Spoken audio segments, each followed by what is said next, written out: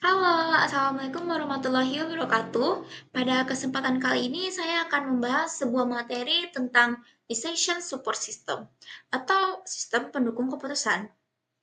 Pertama-tama saya akan memperkenalkan diri. Perkenalkan, nama saya Yelza Pagansa Putri dengan nomor BP 24 11 08 1027, berasal dari TRPL 1C dengan prodi Teknologi Rekayasa Perangkat Lunak, jurusan Teknologi Informasi. Baiklah, saya akan masuk saja ke materi utama kita kali ini. Apa itu Decision Support System? Decision Support System atau DSS adalah sistem berbasis komputer yang membantu seseorang atau suatu organisasi dalam mengambil sebuah keputusan. Sistem ini tidak mengambil keputusan secara otomatis, tetapi memberikan saran atau perhitungan agar keputusan yang diambil itu lebih tepat. Tujuan Decision Support System itu membantu menyelesaikan masalah yang rumit. DSS ini dirancang untuk membantu pengguna dalam menyelesaikan masalah yang tidak bisa diputuskan hanya dengan intuisi atau pengalaman saja, seperti menentukan lokasi terbaik untuk toko, memilih pegawai terbaik, atau menentukan jumlah stok suatu barang. Membantu memilih keputusan terbaik dari beberapa pilihan. DSS dapat membandingkan berbagai alternatif berdasarkan data dan kriteria tertentu, lalu memberikan saran yang paling logis dan sesuai dengan tujuan kita. Mempercepat proses pengambilan keputusan. Dengan adanya DSS, perlu pengumpulan data, analisis, dan perhitungan bisa dilakukan otomatis lebih cepat dibandingkan dengan manual, meningkatkan akurasi dan efisiensi dalam mengambil keputusan. Keputusan yang diambil dengan bantuan DSS lebih cepat karena berdasarkan data dan sebuah logika, bukan sekedar perasaan atau hanya dugaan saja. Ciri-ciri DSS itu digunakan untuk keputusan yang tidak sepenuhnya jelas atau semi terstruktur. DSS biasanya dipakai untuk masalah yang tidak punya jawaban pasti dan butuh sebuah analisa.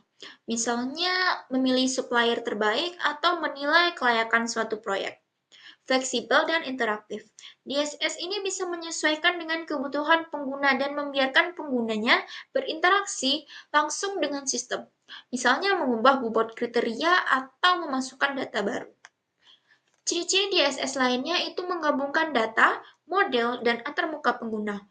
DSS tidak hanya menyimpan data, tapi juga melakukan sebuah perhitungan dengan model atau metode tertentu, dan menyediakan tampilan sederhana agar mudah digunakan oleh siapa saja. Mendukung bukan menggantikan keputusan manusia. DSS ini tidak mengambil alih sebuah keputusan, tapi hanya memberikan saran atau hasil analisis untuk membantu manusia memutuskan dengan lebih baik. Selanjutnya ada jenis-jenis DSS. Yang pertama itu ada data driver DSS. Fokus utamanya adalah pada pengolahan data. DSS jenis ini digunakan untuk mengambil keputusan berdasarkan kumpulan data besar atau big data. Contoh dari data driver DSS ini menentukan tren penjualan berdasarkan data transaksi ribuan pelanggan. Jenis selanjutnya itu ada model driven DSS. Jenis ini lebih fokus pada perhitungan dan metode pemodelan matematis daripada data. DSS ini memakai rumus, simulasi, atau metode tertentu seperti weighted product, SAW, atau SIP. Contoh dari model driver DSS ini adalah memilih supplier terbaik dengan metode perhitungan sebuah bobot nilai. Jenis selanjutnya itu ada knowledge driver DSS. Jenis ini disebut juga sebagai sistem pakar, menggunakan pengetahuan dari pakar atau kecerdasan buatan atau bisa disebut dengan AI. DSS ini memberikan saran berdasarkan aturan atau pengalaman yang ditanamkan ke dalam sebuah sistem. Contoh dari knowledge driver DSS ini adalah sistem diagnosis penyakit seperti dokter virtual. Jenis selanjutnya itu ada dokumen driver DSS. Jenis ini mengelola dan mencari suatu informasi dari berbagai dokumen seperti laporan, email, atau arsip. Jenis ini juga cocok untuk keputusan yang membutuhkan dokumen sebagai dasar pertimbangannya. Contoh dari dokumen driver DSS ini memutuskan kelayakan proyek dari dokumen proposal dan laporan audit. Jenis selanjutnya itu ada communication driven DSS. Jenis ini mendukung kerja tim dalam membuat sebuah keputusan secara bersama-sama. Sistem ini digunakan untuk berdiskusi dan berbagi data atau voting antar penggunanya. Satu pengaplikasian Communication Driver di DSS ini adalah aplikasi rapat daring dengan fitur voting dan berbagi file keputusan. Selanjutnya itu ada komponen utama dalam DSS yang dimana terdapat 5 komponen utamanya. Yang pertama itu ada database. Database itu merupakan tempat penyimpanan semua data yang dibutuhkan sistem. Database bisa berupa data pelanggan, data penjual, data keuangan, dan lain-lain. Database ini ibaratnya seperti lemari arsip yang menyimpan semua dokumen penting di dalamnya. Komponen selanjutnya itu ada model, berisikan rumus atau metode perhitungan atau simulasi yang digunakan untuk menganalisis data. DSS bisa menggunakan metode SAW atau SIP, weighted product, dan seterusnya. Model ini ibaratkan seperti kalkulator cerdas yang menghitung sebuah pilihan terbaik. Komponen selanjutnya itu ada user interface, yaitu tampilan sistem yang berinteraksi langsung dengan penggunanya. User interface ini harus mudah digunakan, misalnya berupa from input data dan hasil keputusan yang mudah dibaca. User interface ini ibaratnya seperti dashboard mobil, tempat kita melihat dan mengembalikan sebuah sistem. Yang keempat itu ada knowledge base. Komponen ini itu sifatnya opsional, berisi kumpulan pengetahuan, aturan, atau pengalaman dari pakar. Knowledge base ini tidak selalu ada di semua DSS, tapi sangat berguna jika sistem ingin berpikir seperti manusia.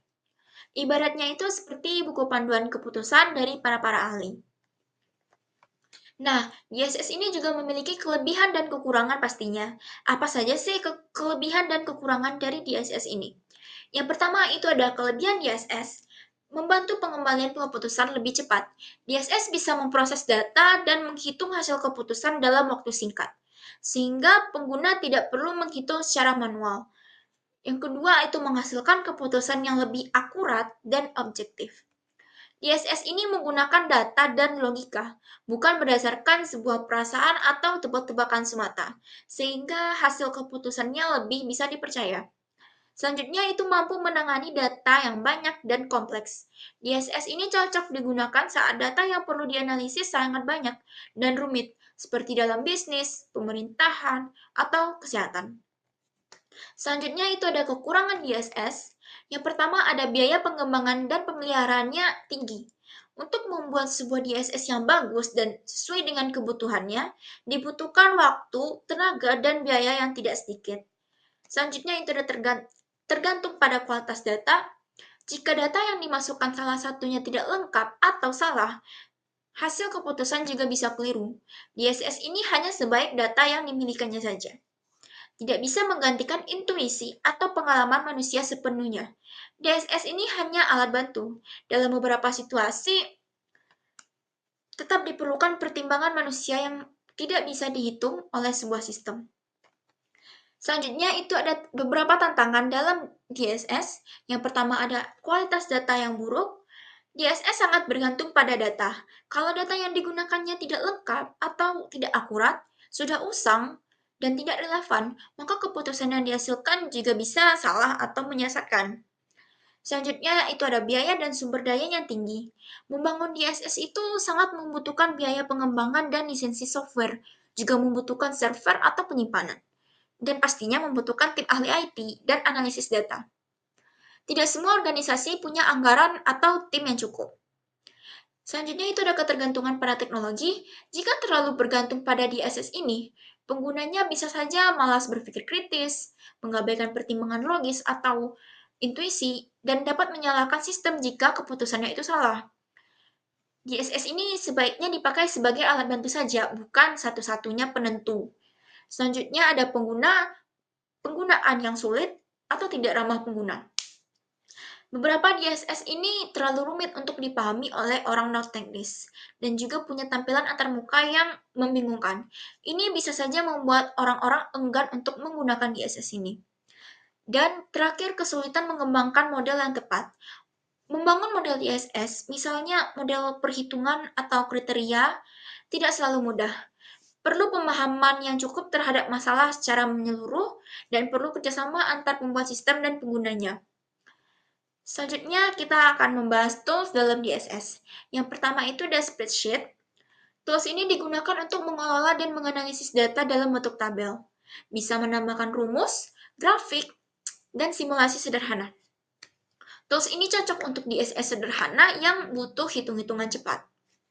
Contoh untuk tools spreadsheet ini adalah Microsoft Excel dan Google Sheet. Selanjutnya itu ada sistem manajemen basis data. Tools ini digunakan untuk menyimpan dan mengelola data dalam jumlah besar. Tools ini berfungsi sebagai gudang data dalam DSS.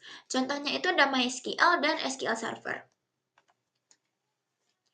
Selanjutnya ada software DSS khusus, yang dimana tools ini memiliki fitur utamanya ada visualisasi data atau grafik dashboard, ada analisis data dan pelaporan, ada interaktif dan mendukung kolaborasi. Contohnya itu ada IBM Cognos, ada Sub Business Object, ada Power BI, dan ada Tableau. Selanjutnya ada tools pemodelan dan analisis.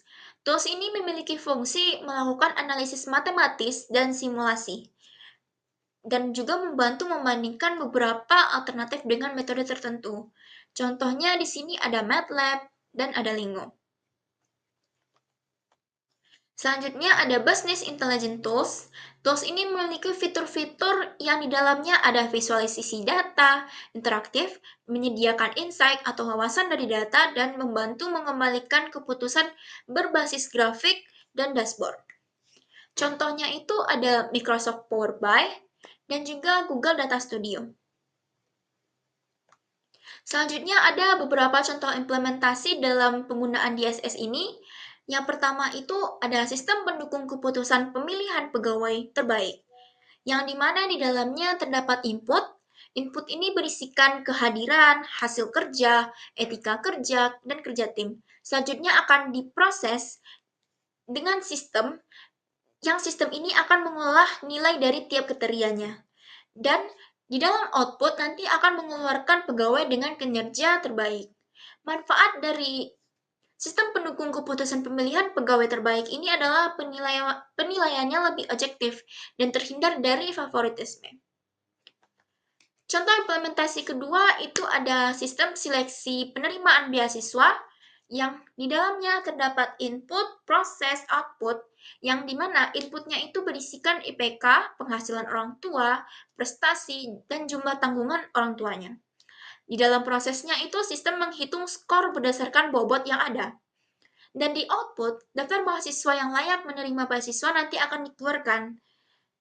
Dan manfaat dari sistem seleksi ini adalah penilaiannya pasti saja lebih adil dan cepat dan berdasarkan dengan data yang ada. Selanjutnya kita sudah masuk ke dalam kesimpulan.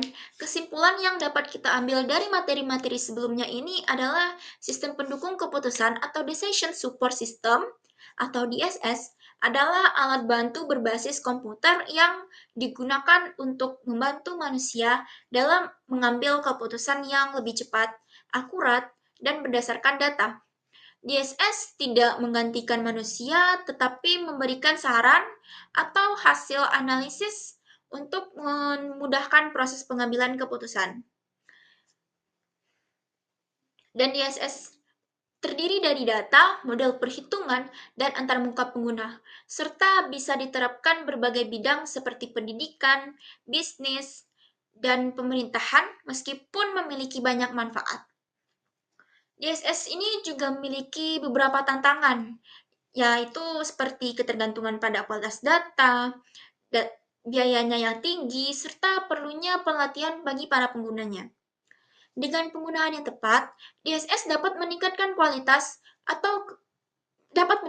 kualitas keputusan dan efisiensi kerja dalam berbagai organisasi. Ini adalah daftar pustaka dari sumber-sumber yang saya dapatkan untuk materi-materi yang tadi. Oke, sampai di sini dulu presentasi saya dan video saya ini. Mohon maaf apabila ada kesalahan dan beberapa materi yang dirasanya kurang lengkap. Saya mohon maaf. Untuk itu, saya ucapkan terima kasih sudah menonton dan sudah menyimak materi yang saya sampaikan. Assalamualaikum warahmatullahi wabarakatuh.